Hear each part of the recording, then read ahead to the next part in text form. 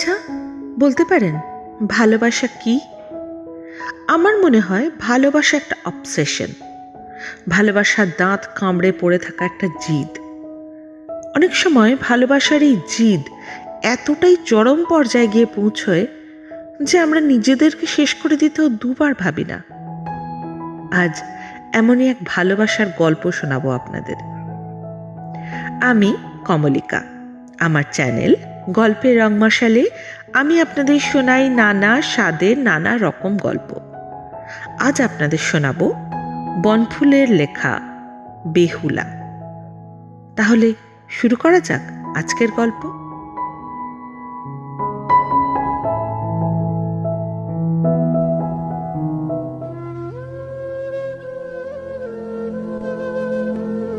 মেয়েটিকে দেখে প্রথমেই একটু যেন অদ্ভুত মনে হয়েছিল আমার।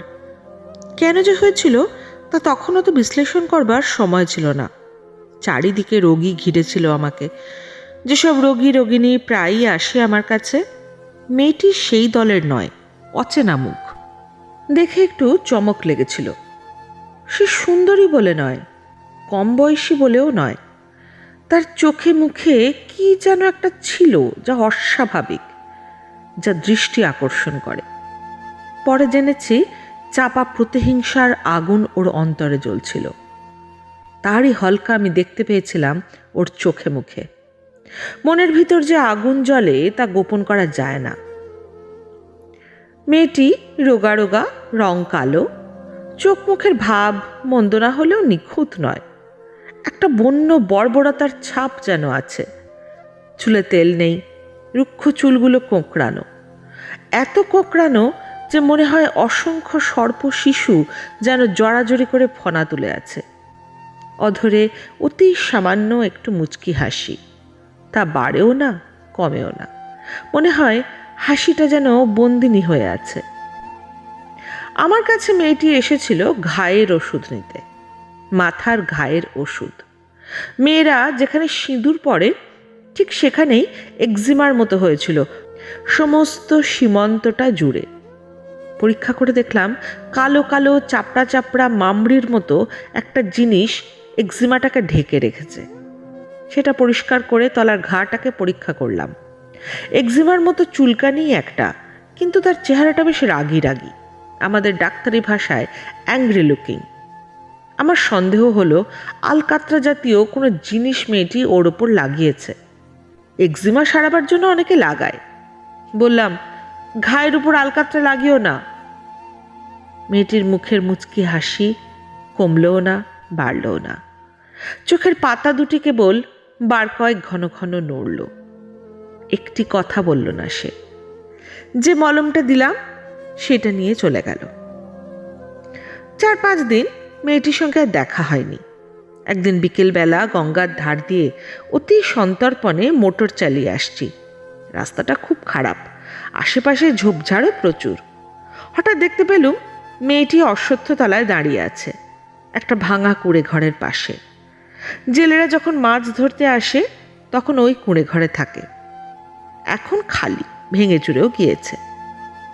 ওকে দেখে গাড়ি থামালাম আমি। মনে হলো ওর মাথার ঘা দিয়ে রক্ত পড়ছে।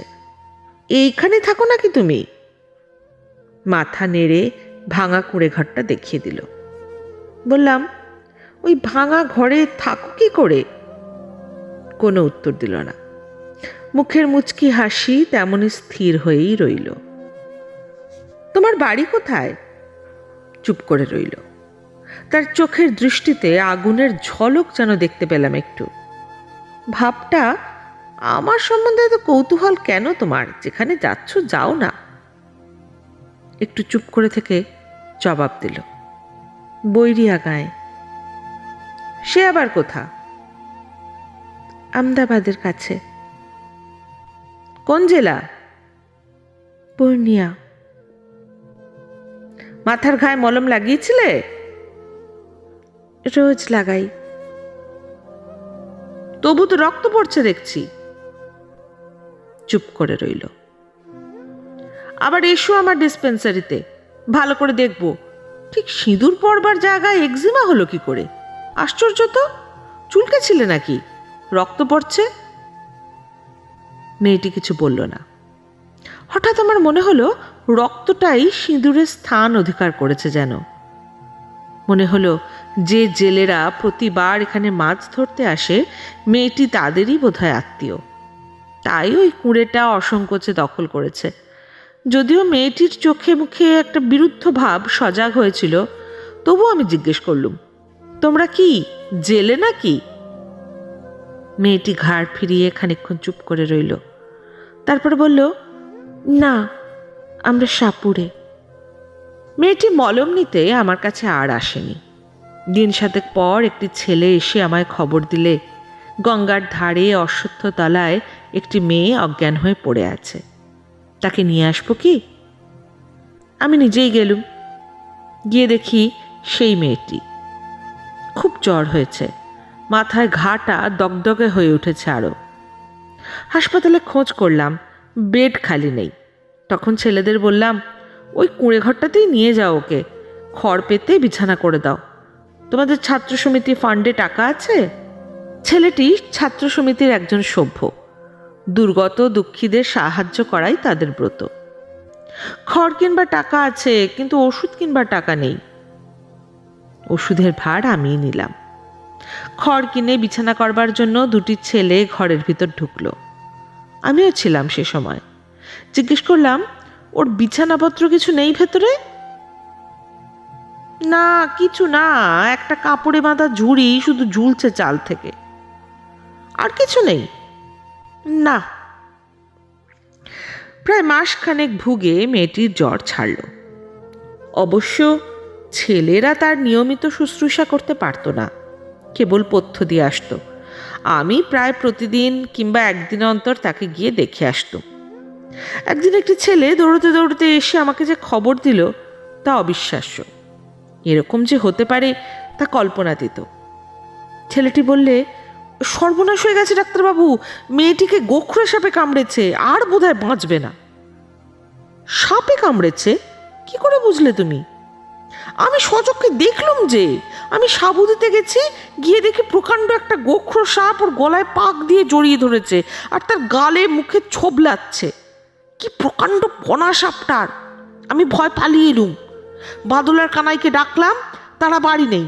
আপনি যাবেন একবার আপনার বন্দুকটা নিয়ে? গেলাম। গিয়ে দেখলাম গলায় নয়, সাপটা তার ডান বাহুতে জড়িয়ে রয়েছে। সাপের ফণাটা খুব জোরে চেপে রয়েছে মেয়েটি হাত দিয়ে। কিংকর্তব্য বিমূঢ় হয়ে পড়লাম আমি খানিকক্ষণের জন্য। বন্দুক কোথায় ছুড়ব? তারপর হঠাৎ চোখে পড়ল সাপটার লেজটা খানিকটা কাটা, রক্ত পড়ছে। মেয়েটির তখনও জ্ঞান ছিল। জড়ি জড়ি বলল, আজকেও জুয়ো পেয়েছে। মাসখানেক বিছানায় পড়ে আছি, ওকে কামাতে পারিনি, বিষ দাঁত উঠেছে ওর। সাপ কি তোমার এই ঝুড়িতে ছিল নাকি? হ্যাঁ, আমার বিয়ের দিনে বাসর ঘরে ঢুকে আমার স্বামীকে কামড়েছিল। সঙ্গে সঙ্গে ধরে ফেলেছিলাম ওকে আমি। বেহুলা যেমন জমের সঙ্গ ছাড়েনি, আমিও তেমনি ওর সঙ্গ ছাড়িনি। রোজ ওকে বলেছি, আমার স্বামীকে ফিরিয়ে দাও। আর এই গঙ্গার তীরে হেঁটে হেঁটে আসছি, গঙ্গার জলেই তাকে ভাসিয়ে দিয়েছিলাম। সাপের লেজটা কাটা দেখছি।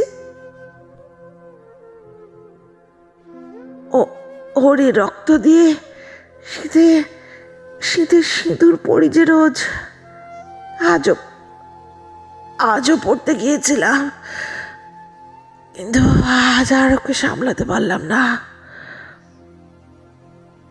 দেখলাম মাথায় রক্ত সিঁদুরের রেখা, বাঁ হাতের তর্জনী আর অঙ্গুষ্ঠের মধ্যে রক্তাক্ত লেজের টুকরোটাও দেখতে পেলাম।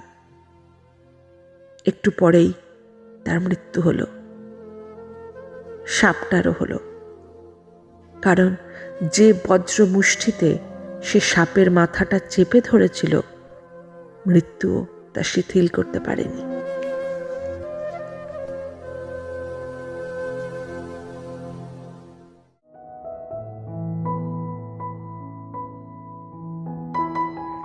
আপনারা শুনছিলেন আজকের গল্প বেহুলা। কেমন লাগলো আপনাদের? জানার অপেক্ষায় আছি আমি। সঙ্গে জানান কীরকম গল্প শুনতে চান আপনারা। আমি সেরকম অনেক নতুন নতুন গল্প নিয়ে আসবো আপনাদের কাছে। আর যদি আমার গল্প পাঠ আপনাদের ভালো লাগে তাহলে প্লিজ চ্যানেলটা সাবস্ক্রাইব করে নেবেন আর একটা লাইক আর শেয়ার করবেন। তাহলে আমিও একটু উৎসাহ পাবো আরও নতুন নতুন গল্প শোনাতে। আমি খুব তাড়াতাড়ি ফিরে আসবো একটা নতুন গল্প নিয়ে। ভালো থাকবেন।